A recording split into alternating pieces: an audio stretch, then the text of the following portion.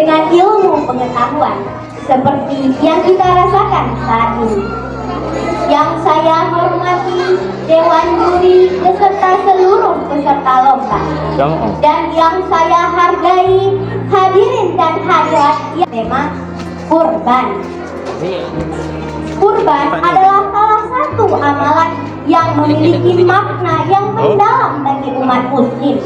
Ia merupakan wujud pengorbanan dari kita sebagai hamba Allah Subhanahu wa Ta'ala, sebagai bentuk kepatuhan kita kepadanya, dan sebagai tanda syukur kita atas segala nikmat yang telah Allah berikan kepada kita. Tentu pada salah satu hari besar perayaan agama Islam tersebut, umat Islam yang mampu diwajibkan untuk berkurban. Namun, ada sebagian ulama juga yang menyebutkan bahwa hukum melaksanakan kurban tersebut adalah sunnah muakkad. Lalu, apa kaitannya Hari Raya Idul Adha dengan kurban?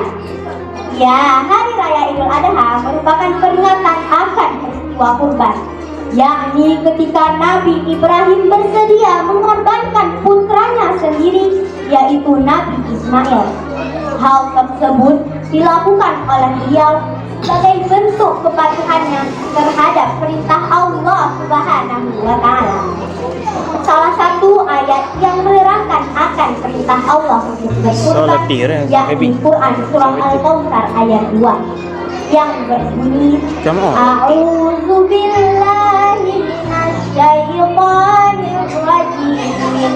Bismillahirrahmanirrahim.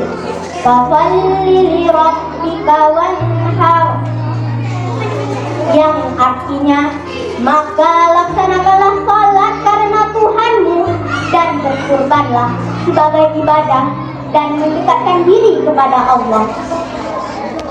Dari surah Al-Kautsar ayat 2 tersebut disebutkan bahwa ibadah kurban adalah sebagai ibadah untuk mendekatkan diri kepada Allah setelah peringatan untuk melaksanakan sholat.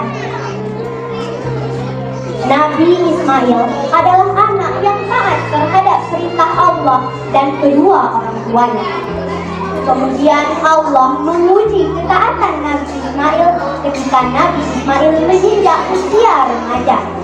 Allah memerintahkan agar Nabi Ibrahim menyembelih putranya sendiri, yakni Nabi Ismail.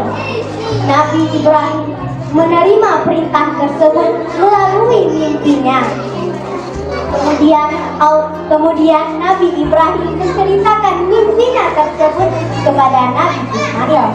Dengan penuh keikhlasan, Nabi Ismail meminta agar ayahnya melaksanakan perintah Allah tersebut, dan Nabi Ismail pun siap untuk disembelih ayahnya.